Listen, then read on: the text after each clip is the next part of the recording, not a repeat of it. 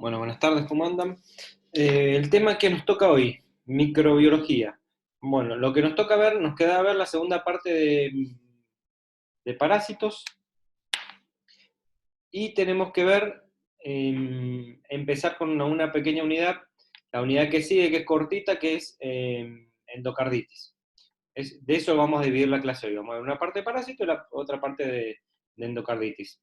Así vamos a dividir la clase, ¿sí? Vamos a empezar, yo voy a empezar hablando de cada microorganismo, o sea, cada parásito les hablo y después les voy haciendo un pequeño resumen en el pizarrón, y así nos vamos manejando y bueno, cuando terminemos me van preguntando, sí, por la 9 estamos, me preguntan por qué unidad estamos, por la 9. Vamos a ver hoy, vamos a terminar de ver la 9 y vamos a ver la 10. Y me pueden ir preguntando, ¿sí? Bueno, dentro de parásitos, vamos a ver el primer parásito, ¿se acuerdan que ahora lo que teníamos que ver eran los parásitos multicelulares? Estos multicelulares son los que son gusanos, son los parásitos que son más grandes. Vamos a ver el primero que son los Oxyurius. Oxyurius o oxyuriasis es una enfermedad que es transmitida por un parásito que se llama Enterobius vermicularis. Este Enterobius vermicularis es un parásito que se puede adquirir. Generalmente el niño lo adquiere de la tierra, del suelo, del ambiente, de las hojas, agarra con la mano a la boca y de la boca se puede ingresar el parásito, ¿sí? Al ingresar el parásito, este parásito va a parar al intestino. Lo que ingresa en este caso, en los parásitos multicelulares, es el huevo. En el intestino que forma la larva. Rompe el huevo y forma la larva. Esta larva va a medir de 1 a 3 milímetros de tamaño. ¿Y qué va a hacer? Durante la noche va a migrar por el intestino y va a salir del intestino, en la región perianal. Y ahí va a depositar todos los huevos. Calculen más o menos 1500 huevos, pone. ¿Qué pasa? Eso va a empezar a producir picazón. Entonces el niño que va a tener un prurito a nivel de la región perianal y se va a empezar a rascar la cola. Al rascarse la cola, ¿qué es lo que puede pasar? Rascarse, se manda los huevitos abajo de las uñas, se lo mete a la boca, vuelve a generar el ciclo. O por ahí toca el niño un juguete, la sábana, o queda en la ropa interior, o cae en la sábana o en el suelo, en los huevitos, y quedan en esa zona. La particularidad que tiene el oxyurus es que viven varios días, pueden vivir en el ambiente. Entonces, ¿qué pasa? Puede venir la mamá, el papá, el tío, el hermano, y pueden también tocar, y si se mandan la mano a la boca y no se higienizan previo, pueden también adquirir el parásito. Entonces es otra manera de adquirirlo. ¿Mm? De esta manera, ¿qué es lo que va a producir o qué síntomas va a tener el parásito? Generalmente la picazón o el prurito. Van a ver que hay dos tipos de parásitos, hay muchos, pero por ahí uno siempre tiende a decir, si le pica mucho la cola o come y no engorda, puede ser que tenga parásito el niño. Bueno, este es el que si le pica mucho la cola. Una vez que se detecta o se ve que el niño se rasca mucho la cola, ¿qué es lo que hay que hacer? Se lleva al laboratorio y en el laboratorio hay como unas tiras adhesivas. ¿Qué hacen? Lo pegan, ¿sí? Pueden ver como lo pegan en la piel, ustedes saquen, salen con algunos peritos, la cinta, bueno, ahí lo pegan y salen con los huevos. Entonces eso se pone en un portaobjeto, se mira en un microscopio y se ven los huevos del oxyurio.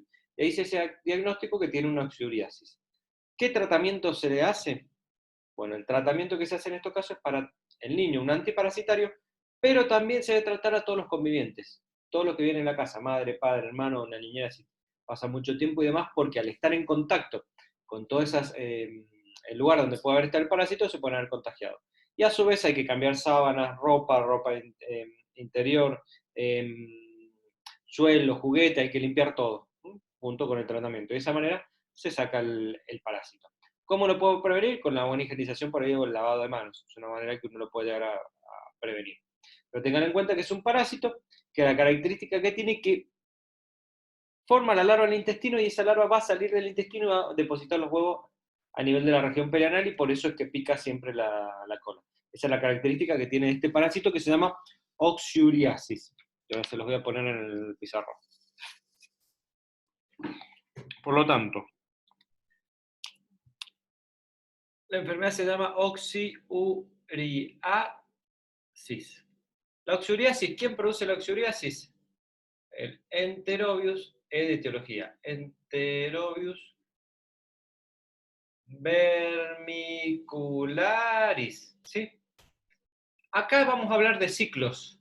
Sí, no les voy a poner directamente la transmisión, se la voy a poner dentro del ciclo, que va a ser fecal oral la transmisión, por un lado, y esto que va a hacer, va a ir al intestino, el parásito, una vez que ingresa, va al intestino. ¿El intestino dónde va? Eh, a la región perianal, en la noche, ¿sí? Generalmente tiende a migrar a la región perianal. ¿Y ahí qué va a hacer? Deposita los huevos. Y después estos huevos, ¿a dónde pueden ir a parar? Al suelo, a los juguetes, puede ir a parar a las sábanas, y ahí puede volver a contagiar. En este periodo, donde se depositan los huevos en la región perianal, pero lo que va a producir es un prurito. Prurito es picazón. Esos son los síntomas que va a tener. ¿Cómo yo lo puedo diagnosticar esta enfermedad? Por las tiras adhesivas. O sea, tomo una muestra de esos huevitos y los miro en el microscopio. ¿Cuál es el tratamiento? Vamos a ponerlo acá. El tratamiento es antiparasitarios, pero en este caso a los convivientes. ¿Sí? Todos los que conviven con el niño porque se pueden haber contagiado. ¿Y cómo lo prevengo?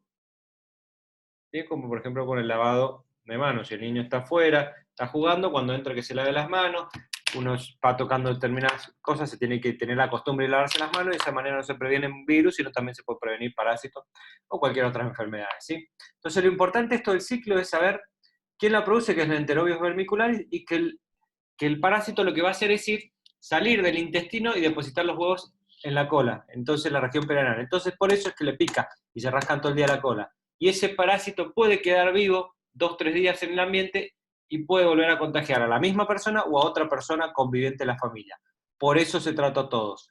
¿Y cómo se estudia? Con una tira adhesiva que se saca, que se pega en la región perianal, se saca, y ahí va a venir con los huevitos pegados y se va a mirar al microscopio. ¿Sí? Esto es lo que sería la oxyuriasis, que es la primera de las enfermedades que tienen eh, de los multicelulares, ¿sí? ¿Esta quieren preguntar algo? Si no, pasaríamos a ver la otra, la segunda, que es la ascariasis o el ascaris lumbricoides, ¿sí? Que en este caso ya el ascaris lumbricoides, lo que nosotros vamos a hablar es, voy a girar, del parásito, que normalmente este es al revés, o sea, también se puede adquirir de la misma manera, pero acá lo que va a hacer es estar en el intestino y no dejar que el niño engorde, o sea, come y no engorda. Ese sería el otro parásito, sería la ascariasis. ¿Qué es la ascariasis? La ascariasis es un parásito, también se puede encontrar, es más raro en nuestras zonas, pero por ahí se puede encontrar también del ambiente, se puede contagiar de manera fecal oral, si a otra persona que tenga el parásito, pero una vez que ingresa el parásito, va al intestino, y normalmente la mayoría queda en el intestino, forma la larva y queda en el intestino, pero esta larva ya no va a medir 3 milímetros como medía el Oxyuris, puede medir hasta 25-30 centímetros como una regla. Entonces, ¿qué pasa? Hay varias de ese tamaño en el intestino. Entonces, ¿qué pasa?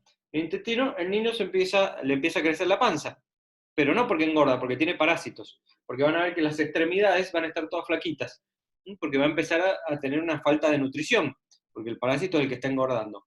Parte del parásito va a pasar a sangre y se va a ubicar en otros órganos, principalmente a nivel pulmonar. Entonces crece también en el pulmón y el niño puede expectorar o toser el parásito. Huevitos, ¿sí? Que no son visibles como la larva del tamaño que tiene. Y se lo puede volver a deglutir y volver a hacer el sistema y que crezca en el intestino. O sea, en el resto del cuerpo no va a crecer, ¿sí? Porque no tiene las nutrientes como tiene en el intestino. ¿Sí? En el intestino es donde puede crecer a 25 o 30 centímetros. O se pueden expulsar al exterior y así contagiar a otra persona y demás.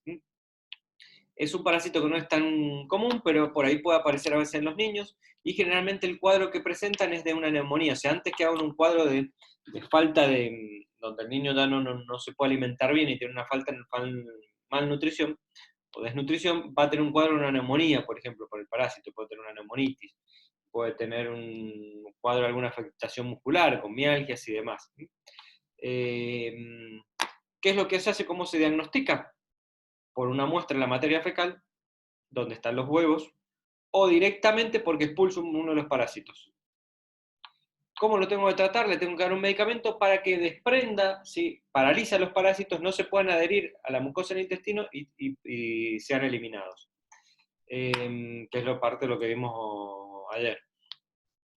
¿Y cómo lo prevengo? ¿Sí? Esta manera de prevenir es con la buena higienización, ¿sí? Pero no es un parásito, como le digo, que se encuentra tan fácil como el oxídeo. Esto tiene que ser zonas por ahí donde haya más, por ahí más animales, más materia fecal de animales, donde pueda haber huevos y demás. Y uno manipule por ahí o toque esas, o el niño toque toda esa zona, ¿sí? Pero bueno, un buen lavado de manos y se pueden evitar esto. Esto es lo que sería también el ascaris. Ahora se los voy a poner, dos o tres cositas del ascaris, y vamos a pasar por ahí el que más me interesa, que es que aprendan, que es la triquinosis. Ese se pregunta mucho también, la triquinosis. Vamos con la ascariasis. Ascariasis. Es producida por un parásito que se llama Ascaris lumbricoide. ¿Qué ciclo va a tener? Se adquiere la zona fecal oral, va a pasar al intestino. En el intestino va a tener paciente cólico, diarrea. Del intestino va a pasar parte que en el intestino y parte pasa sangre. De sangre pasa al pulmón. Y acá puede tener una que es una neumonía. Y acá se puede volver a deglutir. Y vuelve a hacer el circuito de vuelta. ¿Cómo lo puedo diagnosticar? Lo voy a diagnosticar por los estudios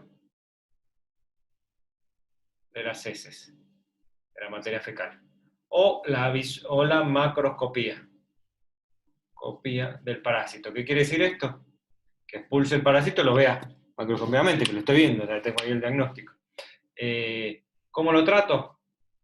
Lo mismo, con antiparasitarios que desprendan el parásito del intestino. ¿Y cómo lo prevengo? También con las medidas de higiene, como por ejemplo el lavado de manos. ¿Sí? Cuando uno va a estar en zonas donde no está la casa o tiene los controles por ahí, desinfección o zonas más pobladas. Este sería el ascaris, ¿sí? Esto lo único que me interesa es que sepan que existe, que no es tan común, pero que sepan algo del ciclo. Lo que más me interesa que se aprendan son la triquinosis y la hidatidiosis, que son los que les voy a dar ahora. ¿De esto quieren preguntar algo? Si no, pasamos a ver la triquinosis. Voy borrando esto, se la explico y después ya les pongo dos o tres palabritas. Bueno, la triquinosis. Vamos con la triquinosis. La triquinosis es una enfermedad producida por un parásito que se llama Trichinella spiralis. La triquinosis se puede adquirir de un jabalí, un puma o un cerdo que esté infectado con el parásito. Si ese cerdo, jabalí o lo que sea, o puma, perdón, tenga los controles, los antiparasitarios y control determinado, no nos vamos a agarrar la enfermedad, ¿sí? Porque no va a tener el parásito, el animal la enfermedad. Ahora, si tiene la enfermedad, consumiendo carne cruda o mal cocida de estos animales, me puedo llegar a agarrar el parásito. O sea, él lo tiene, el animal. En su músculo lo tiene. O sea que si nosotros comemos parte del músculo, podemos llegar a agarrarlo si esa parte no se cocina bien. Si se cocina bien, lo estamos matando al parásito. Ahora, si no se cocinó bien, lo podemos adquirir. Una vez que adquirimos el parásito de la triquinosis, ¿sí? ¿Qué es lo que pasa? Pasa a nuestro intestino y de nuestro intestino, migra a la sangre. Y la sangre va al músculo. Y se ubica en el músculo y en el músculo va a formar un quiste que después se calcifica. Y ahí queda. Y eso ya no se puede sacar. Entonces va a tener un primer síntoma que son puede tener algo de fiebre, diarrea, dolores abdominales y demás. Y después va a tener un segundo cuadro que son mialgias, dolores musculares, porque ya se enquistó el parásito. Y ahí no vamos a hacer una resección en cada lugar donde esté el parásito. Entonces ahí directamente lo que uno va a tener que hacer, lamentablemente, es un tratamiento crónico con analgésicos. ¿Sí? Si lo agarramos en el periodo de sangre o al principio, podemos llegar a hacer un tratamiento antiparasitario. pero para eso tenemos que detectarlo. Entonces tiene que haber habido epidemiológicamente el consumo de algún animal no bien cocido, y a las 2-3 semanas de haberlo consumido, ya nos puede dar positivo la triquinosis. Entonces ahí ya podemos hacer el análisis.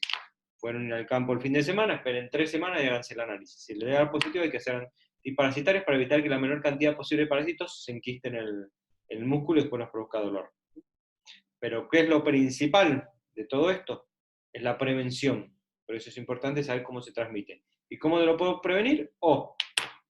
Teniendo controlado a los animales con la antiparasitario y los controles necesarios para saber que no tenga la enfermedad, o, si yo no lo sé, cocinando o haciendo una buena cocción del alimento que uno va a consumir. De esa manera lo puedo prevenir. Sepan que es una enfermedad que ha habido muchos casos en los últimos años, y ligada o asociada a ¿qué? Generalmente a los carneos. Una persona se hacen los carneos, los chanchos, y ese chancho no tiene las medidas sanitarias correspondientes, puede llegar a tener parásito, y uno en esos carneos se lo puede llegar a contagiar. Y también tengan en cuenta que cuando uno prepara el jamón crudo, no muere el parásito con la sal ni nada, o sea que también si lo tenía, ahí no nos puede llegar a contagiar. Entonces tienen que ser animales que estén controlados o desparasitados, porque si no, cuando lo consumamos nos podemos llegar a agarrar el parásito. ¿Sí? Esto es lo que sería la triquinosis. Yo ahora le voy a hacer como también un pequeño cuadrito, cualquier cosa me preguntan si tienen alguna duda. ¿Sí? Esto van a ver mucho cuando vayan a los centros de salud o a los hospitales, van a ver muchos carteles de prevención. Bueno, van a ver que va a estar el de la triquinosis, le van a mostrar el dibujo del chancho, ¿sí? Y todos los riesgos que puede tener, los síntomas que puede tener, y qué es lo que produce y demás. Y la manera de prevenirlo, que es con la buena cocción de los alimentos. ¿Sí? Hay otro, como por ejemplo la teña, que también es por buena cocción, en este caso la vaca del cerdo. Pero por ahora, apréndanse que es el cerdo el que produce la triquinosis principalmente. Los otros animales también, pero es más raro el consumo. Ahora, vamos con la triquinosis. Tenemos la triquinosis.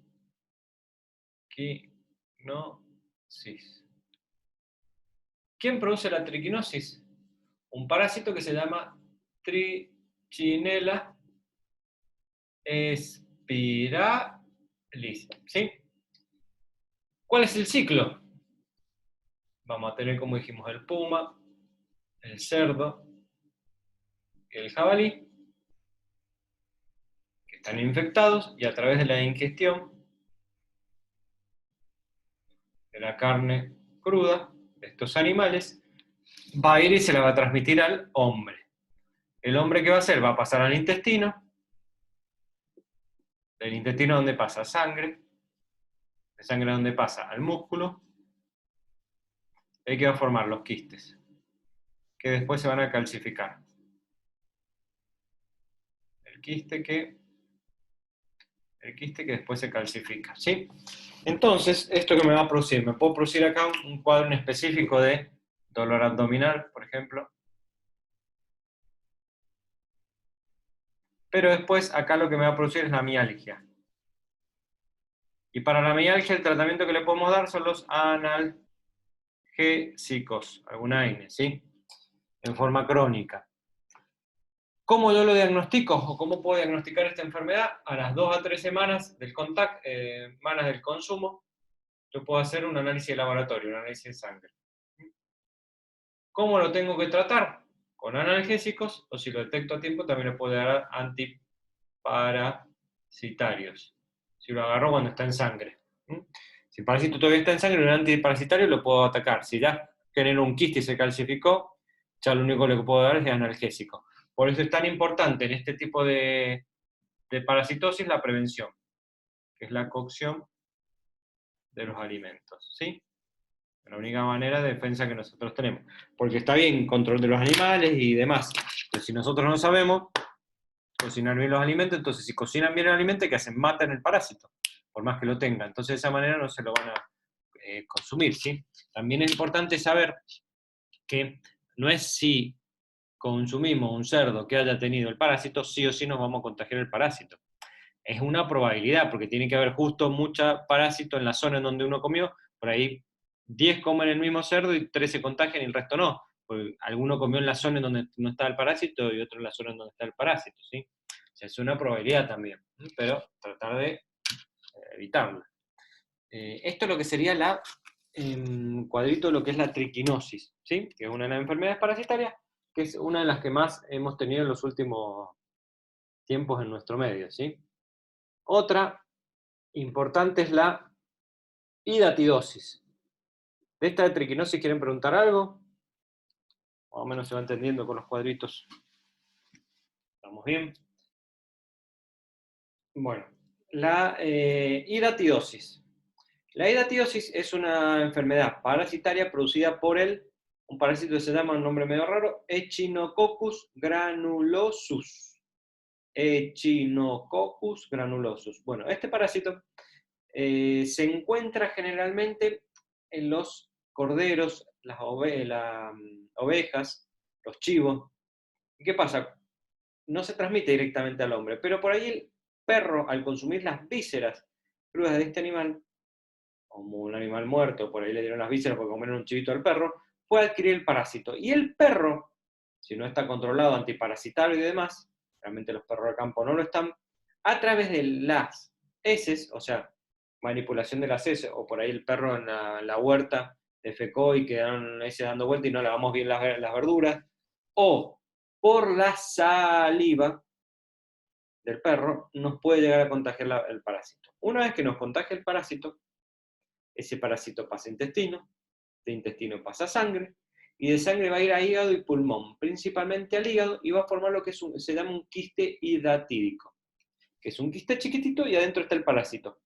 Pero ¿qué pasa? Empieza a aumentar la cantidad de parásitos, se empieza a replicar. ¿Por qué? Porque el quiste que le genera como una protección para que no puedan actuar ningún antiparasitario. Y porque uno no se da cuenta porque es totalmente asintomático, no produce síntomas esto. Entonces empieza a crecer, crecer, crecer, crecer, crecer, crecer, crecer, crecer, crecer. Puede dar más medida hasta 12, 15 centímetros, y ahí es donde, por compresión de estructuras vecinas, puede llegar a empezar a producir síntomas. Estos casos son más raros, ¿sí? Tiene que ser gente que por ahí ustedes piensen que normalmente la gente que vive en el medio del campo tiene este tipo de animales, no están controlados, y esa gente no tiene vehículo, no tiene acceso al sistema de salud, vive lejos de todo, entonces por ahí puede consultar en una estadio avanzado. Pero normalmente por ahí si uno se contagió y vive en ciudad, lo que puede pasar es cuando se haga, por ejemplo, una ecografía abdominal, o sea, una radiografía de control, por ahí puede aparecer el quiste, ¿sí? Y haciendo un análisis de sangre y se detecta, ¿sí? Porque si no, no hay manera porque es totalmente asintomático. Ahora, una vez que aparece el quiste, el único tratamiento que nosotros tenemos es el quirúrgico. Salvo que sea muy chiquitito y se pueda controlar, ¿sí? Si ya es más grande hay que extraerlo. ¿Por qué? Porque la diseminación, o sea, el riesgo cuál es que se rompa el quiste.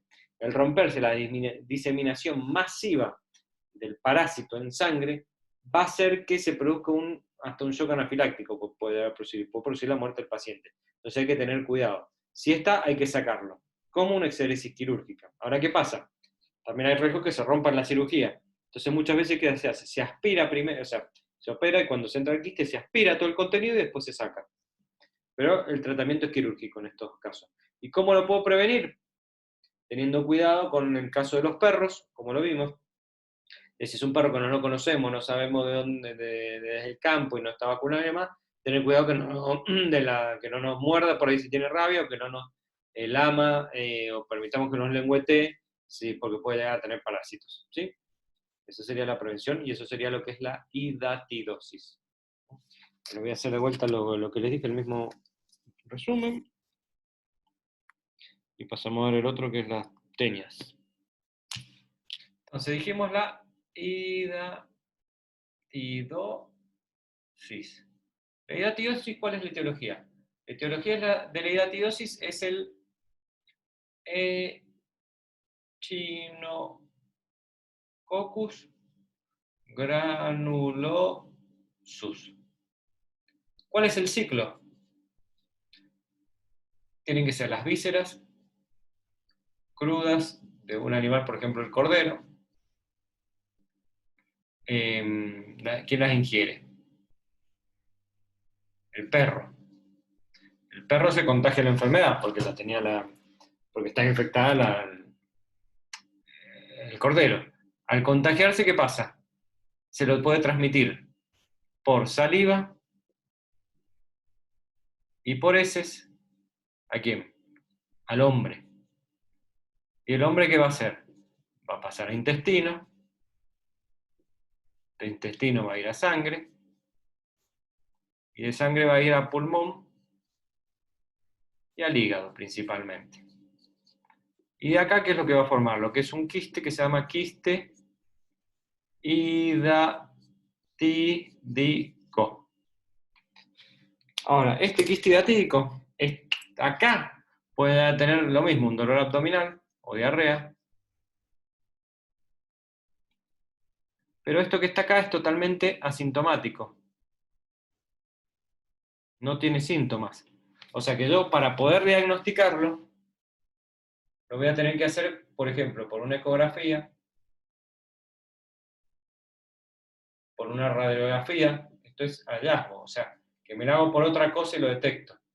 Y después se hace el estudio de laboratorio. ¿Y cómo lo trato? El tratamiento es meramente quirúrgico. ¿Y cómo lo prevengo? ¿Sí? Con el tema del perro, ¿sí? La vacuna del perro, tener cuidado del contacto con el perro y demás cuando uno, en las zonas donde no conozca al perro, se encuentren por ahí perros del campo. Entonces, del perro al hombre, ¿sí? Acuérdense, esta es la hidatiosis, y el hombre puede dar a producir lo que es un quiste, que solamente cuando crece se saca de forma quirúrgica. Y es un hallazgo porque no produce sintomatología, es totalmente asintomático, ya cuando el quiste está muy grande y comprime, pero generalmente no se llega a esos casos y ya no hay tantos casos. Si ustedes me preguntan de los que les acabo de explicar cuáles son los más comunes, me falta la teña igual, pero es el oxyurius y la triquinosis. Los otros son más raros porque cada vez, cuanto más accesibilidad a los medios de salud haya, más estudios por imágenes haya y demás, menos, más control sanitario y demás, menos riesgo de adquirir este tipo de enfermedades, ¿sí? Y la otra que nos queda son lo que son las teñas. Que ahora le voy a hablar un poquitito de la teña.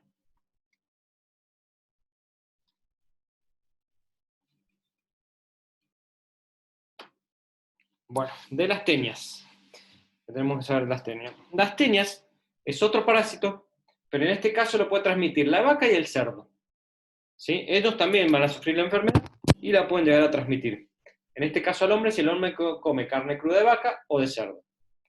Si es de vaca se llama saginata, si es de cerdo se llama tenia solium. Una tenia saginata, otra tenia solium.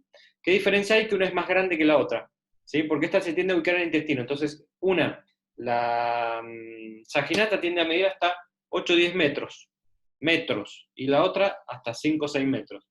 ¿Qué pasa? Uno come la carne cruda, ingiere el parásito va al intestino y se queda ahí, uno solo. Huevo, larva y empieza a crecer.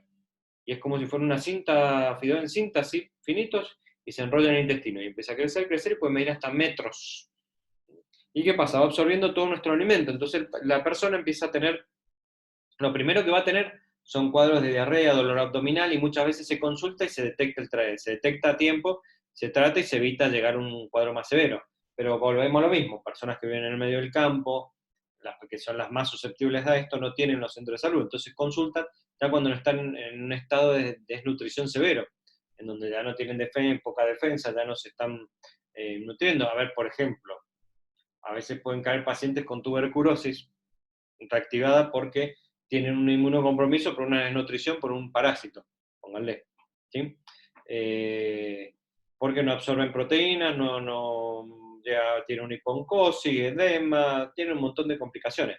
Obviamente tarda un tiempo largo, ¿sí? Meses, años en generar esto, no es de un día para el otro. Pero muchas veces, ¿qué pasa también? Que por lo cual tampoco se llega, se eliminan partes del parásito por el intestino. Entonces, al eliminarlo, uno lo ve y lo mandan a analizar y ahí ya tiene el diagnóstico. Eh, ¿Qué es lo que uno tiene que hacer cuando aparece esto? Bueno, el diagnóstico, ¿cómo sería? Los síntomas es el dolor abdominal, a veces puede producir diarrea, malestar, cólico. El diagnóstico es a través de un análisis de materia fecal, Entonces se pueden ver los huevos, se puede ver si se detecta el huevo, o más que nada se ven las partes del parásito, cuando se analiza la materia fecal. O que se expulsa el parásito y se ve el parásito.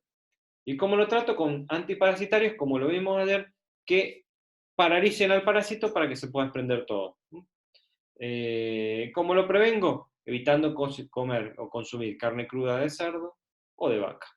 Esa es la manera más efectiva de evitar. Que esta tenia es la que comúnmente llaman la lombriz solitaria, que es la persona que tiene una lombriz solitaria, come y no engorda. Es producida por sería como el nombre vulgar de esta tenia. Hoy por hoy es más raro, ya no es tan común que aparezca, pero porque ya los animales tienen todos los controles, la gente tiene más acceso a todos los supermercados, a todo, y ya son animales controlados. Es raro que el consumo de carne de un lugar del campo, ¿sí? Pero también existe. Entonces, si ese animal puede llegar a tener enfermedad, podemos tener todo este circuito si no cocinamos bien la comida. Entonces, lo más importante de todo en este tipo de parasitosis es la cocción de los alimentos, ¿sí? Ahora le hago el pequeño resumen, y con esto terminaríamos lo que es la parte, la unidad de parásitos. Entonces tenemos lo que son las tenias. Dentro de las tenias hay dos tipos de tenias. La saginata, que la transmite la vaca, y la solium, que la transmite el cerdo. ¿Y a quién se la transmiten? La carne cruda o el consumo de carne cruda de estos alimentos al hombre. Del hombre al intestino. Y en el intestino, ¿qué pasa? Empieza a crecer. Pues mira, hasta metros. ¿Qué problema va a tener? Va a tener primero lo que es diarrea, dolor abdominal, y después con el tiempo, ¿qué me va a llevar? A producir una desnutrición, me puede llevar a producir desnutrición. Y todos los cuadros que pueden venir junto con la desnutrición. ¿Cómo lo diagnostico? Microscópicamente, por las heces, o macroscópicamente, con el parásito. O sea, visualizando el parásito. ¿Cómo lo tengo que tratar? Con antiparasitarios. ¿Y cómo lo prevengo? Acá es lo más importante, cocción de los alimentos. Se lo hago con letras más grandes, ¿sí? Que eso sería por ahí lo más importante de todo, ¿sí? Siempre en todo el tipo de parasitosis, lo más importante es la prevención. Si yo prevengo, evito que se me produzca la enfermedad. En este caso, cocinando los alimentos, más allá que la vaca o el cerdo tengan el parásito, si yo cocino bien el alimento, mato al parásito y no me lo transmite. Y evito todo esto, ¿sí? Entonces acuérdense que las tenias es un parásito que es único, que va y crece en el intestino y puede llegar hasta medir hasta metros. Que se diagnostica por la materia fecal que se encuentra el parásito o visualizando partes del parásito que son expulsadas. Y lo trato con antiparasitarios que frenan o producen una parálisis flácida del parásito para que pueda ser expulsado. Pero si yo cocino bien los alimentos, evito todo esto, ¿sí? Esto es lo que sería la parte de las tenias.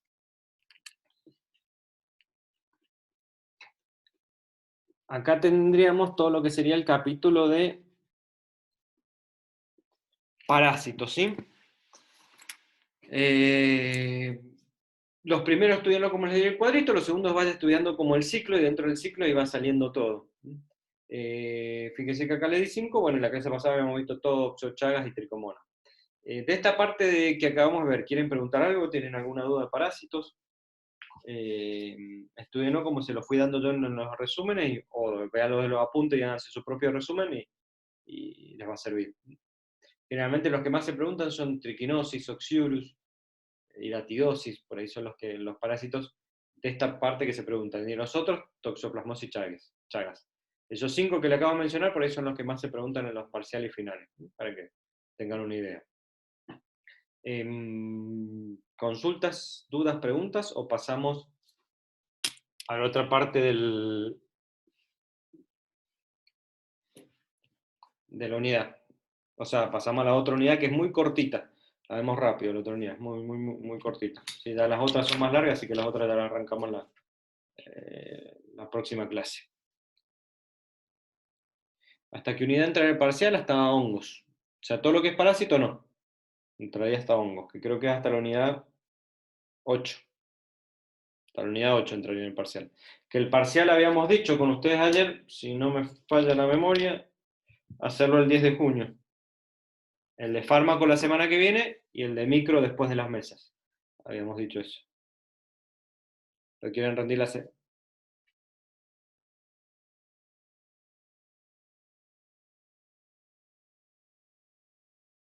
¿Cambiaron de idea? ¿Cómo quieren hacer entonces?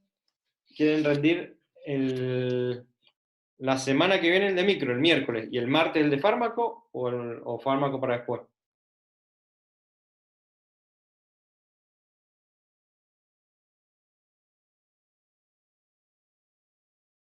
O sea, la semana que viene el de micro. Ahora, el de farmacología, ¿cuándo lo quieren rendir? Fármaco el 9 de junio, bien. Entonces rotamos. El miércoles que viene micro y el martes después de las mesas rendirían fármaco. La semana que viene vemos entonces anticoagulante en fármaco y en micro, bueno, rinden el parcial. Sería en el mismo horario este de clases. Va a tener el mismo horario, ya después les voy a pasar una vez que esté armado el examen, con el horario todo, les paso la información por WhatsApp para que la tengan. Bueno, seguimos con micro, ¿les parece? Yo prefiero darle todo así de corrido, seguido, tema a tema, no frenar nada para después ya cortarle un poquito antes. Cuando estaba en clase generalmente también hacía algo lo mismo. Arranco temprano, les doy, por ahí les dejo los últimos 10-15 minutos, pero para no cortar en el medio y frenar todo. Vamos con, entonces, la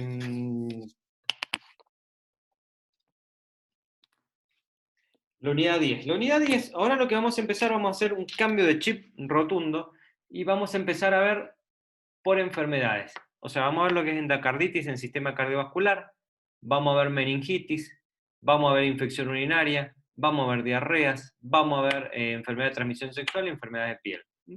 Y respiratorias. Yo lo que le voy a hablar hoy es que una enfermedad que es muy cortita, que es la endocarditis, ¿sí? Pero para hablar de endocarditis, primero necesito explicarle 2 o 3 conceptos. Necesito explicarle qué es el concepto de bacteremia y cuáles son sus puertas de entrada. Y tengo que explicarle el concepto de bacteremia transitoria. ¿Sí? Yo ahora les voy a girar. ¿Para qué? Para después poder engancharlo y explicarle bien lo que es endocarditis. Yo se lo explico y quiero que me digan, si no lo entendieron, se los vuelvo a explicar. Bacteremia. Fíjense con lo que dice la palabra. Es bacterias en sangre. Ese sería lo que significa bacteremia. ¿Sí? Este es más sencillo. Acuérdense que en sangre es un sitio estéril, o sea, no hay microorganismos. No debe haber. Cuando aparece el microorganismo en sangre se llama bacteremia. ¿Cómo puede ingresar un microorganismo a sangre? ¿Sí? ¿Cuál puede ser la puerta de entrada? Si supuestamente la sangre no debe haber microorganismo. Bueno, la puerta de entrada puede ser por un corte, que me corté y entró la sangre, el microorganismo, por una herida quirúrgica. Puede ser también por una infección de algún órgano. Por ejemplo, si yo tengo una infección urinaria, se me infecta la vejiga, uretra, el riñón, y el riñón después que pasa a sangre. En el aparato respiratorio lo mismo, una vez que llega la neumonía, ¿dónde va? A sangre. Entonces puede ser una infección que no se controla en alguna parte del cuerpo y después produce una sepsis, pasó a sangre. O puede ser un corte o un accidente en donde se genera una solución de continuidad y pasó a sangre. Esas pueden ser puertas de entrada. ¿Para qué? Para que se me produzca una bacteremia. Entonces, el concepto de bacterias, bacterias en sangre que pueden ser diferentes puertas de entrada. Y el otro concepto que necesito que sepan es lo que es bacteremia transitoria. Y fíjense lo que dice la palabra, bacterias en sangre en forma transitoria. Hay diferentes estudios, como por ejemplo mínimamente invasivos, como por ejemplo una endoscopía, o por ejemplo puede ser una extracción de muela, en donde ¿qué pasa? Pasa un pequeño número de bacterias, ¿sí? Ahí es una puerta de entrada ese estudio, para que pasen bacterias a sangre y genere una bacteremia. Pero el número es corto ¿sí? Y se frena, o sea, una poca cantidad de bacterias. Entonces, ¿qué pasa? Viene el sistema inmune con el complemento, que eran las proteínas que estaban en sangre, lo agarran y los destruyen. Entonces, si ustedes leen la definición de bacteremia transitoria, significa pequeñas maniobras mínimamente invasivas, como las que les mencioné, permiten un pequeño pasaje de bacterias en sangre que son destruidas en poco tiempo por el sistema inmune o complemento. En 30 minutos, una hora, desaparecieron. Por eso en esas pequeñas maniobras no hace falta hacer ningún tratamiento antibiótico. Eso es lo que sería bacteremia transitoria. Entonces quiero que se sepan bien el concepto de bacteremia y el concepto de bacteremia transitoria. ¿Sí? Si lo saben bien, seguimos. Si no les quedó claro, avísenme y se los vuelvo a explicar. ¿Estamos bien? Bien. Entonces, ahora lo que yo les voy a explicar, ahora sí les voy a girar.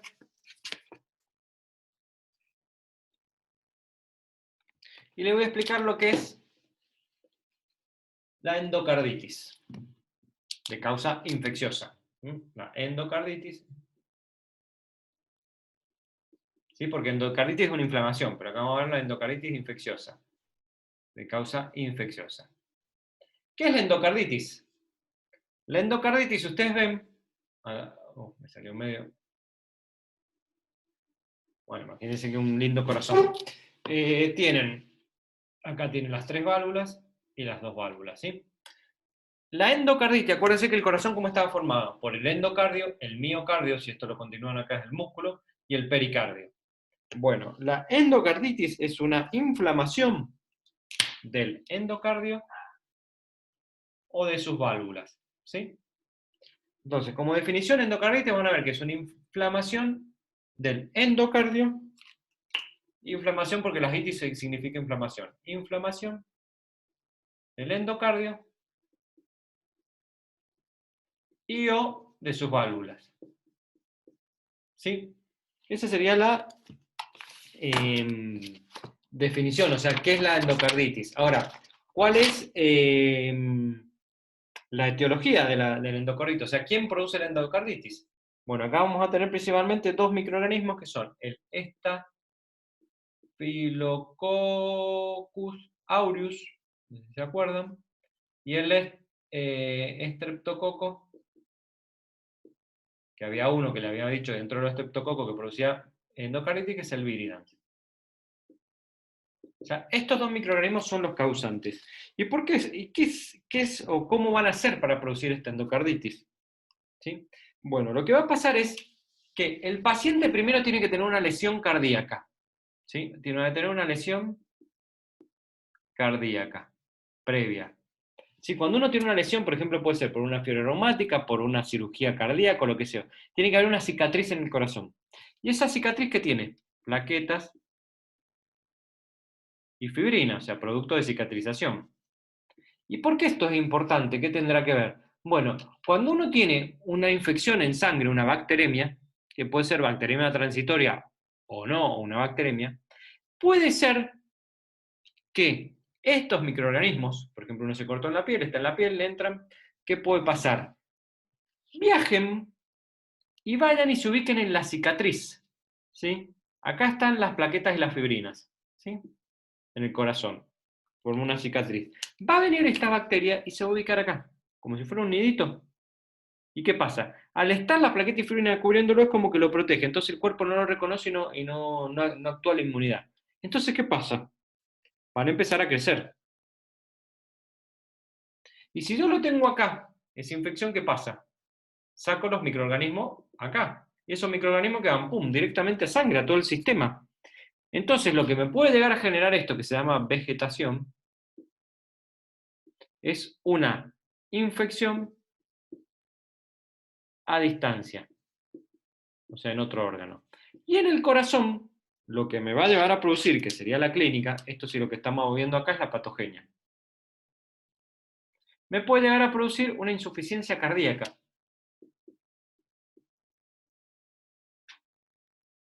Y ahora le digo por qué. Y a su vez también, ¿qué es lo que va a tener? Fiebre. Entonces, un paciente que puede entrar con fiebre e insuficiencia cardíaca. Usted imagínense que la inflamación e infección va a estar en el corazón y en las válvulas.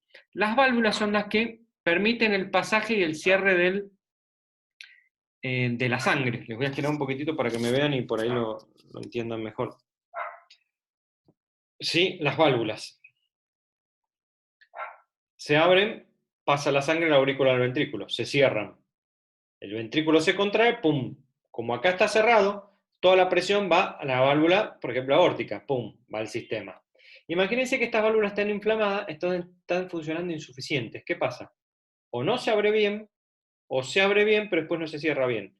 Eso puede ser una insuficiencia o estenosis valvular. Entonces, ¿qué pasa? Cuando uno contrae el ventrículo, parte de la sangre vuelve a la aurícula. Entonces no va todo al sistema y puede entrar el paciente en una insuficiencia cardíaca con un shock si es más severo. Y puede tener riesgo de muerte. Esto cuando va avanzando la enfermedad. Entonces el riesgo es que se ubica en la cicatriz y ahí puede crecer. Pero para que se ubique tiene que tener el paciente una lesión cardíaca previa, si no, no lo va a afectar. ¿Sí? Pero también hay que tener en cuenta que hay pacientes que por ahí han tenido a veces fiebre reumática y pueden tener esta cicatriz. Entonces pueden llegar a generar este tipo de infección. Entonces un paciente que tiene infección, ¿sí?, de origen desconocido, o sea, no se alcanza a encontrar porque no es una fiebre, perdón, alta, tiene el antecedente de la lesión cardíaca previa, uno debería pensar también y hacer un análisis de sangre buscando estos microorganismos, porque este va a pasar a sangre en algún momento. Entonces ahí lo podemos detectar por un estudio, ¿qué estudio sería el que uno le debería hacer para detectarlo? Hay un estudio, ¿sí?, que es el de sangre. ¿A dónde lo podemos poner? Acá, el diagnóstico. Que es el hemocultivo. ¿Sí? Nosotros cultivamos la sangre. Entonces ahí podemos detectar qué microorganismo es. Y lo podemos tratar, ¿sí? Y así evitamos que avance y puede llegar a un fallo cardíaco. Pero lo más importante acá es la prevención. Y acá voy lo que les quería explicar, que engancho con lo que les dije recién. En todo paciente que vaya a ser sometido a una bacteremia transitoria, te van a sacar una muela o algo mínimamente invasivo que va a pasar pequeño pasaje de bacterias a sangre, a ese paciente sí o sí, o un corto, lo que sea, tiene que hacer un tratamiento antibiótico para prevenir, ¿sí?, que se genere una endocarditis. Porque ¿qué va a pasar? Ese pequeño número de bacterias van a ubicarse, algunas van a anidar acá, entonces el complemento ahí no las va a destruir. Y con el tiempo pueden llegar a producir una infección más severa y infección a distancia. Entonces, como profilaxis, como prevención, es una profilaxia antibiótica en todo paciente que va a ser sometido a una bacteremia transitoria que tiene una lesión cardíaca previa. Siempre tiene que estar la lesión, si no, no hay ningún riesgo. ¿Sí?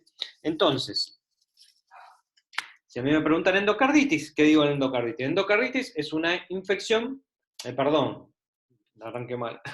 La endocarditis es una inflamación del endocardio o de sus válvulas, la parte interna del corazón o de sus válvulas. En este caso, como estamos hablando de endocarditis infecciosa, va a ser producida por un microorganismo. ¿Cuáles son los que lo producen? El Staphylococcus aureus o Epidermidis. ¿Cómo hacen para producir esta endocarditis? Va a haber una lesión en el corazón, van a ir y van a ubicarse en esa lesión y van a formar lo que se llama una vegetación, un nido. Y ahí pueden producir infección en el corazón y a distancia. ¿Qué tipo de riesgo va a tener? Que va a llegar a una insuficiencia valvular con un fallo cardíaco y va a tener fiebre. ¿Cómo lo puedo diagnosticar? Con un hemocultivo. ¿Cómo lo trato? ¿Sí? Con antibióticos. ¿Cómo lo prevengo? En todo paciente que tenga una lesión cardíaca previa, tengo que pensar que puede hacer esto. Entonces le tengo que hacer siempre que tengo un tratamiento mínimamente invasivo, darle una profilaxia antibiótica. ¿Sí? Esa sería por ahí la conclusión de lo que es la endocarditis. Bueno.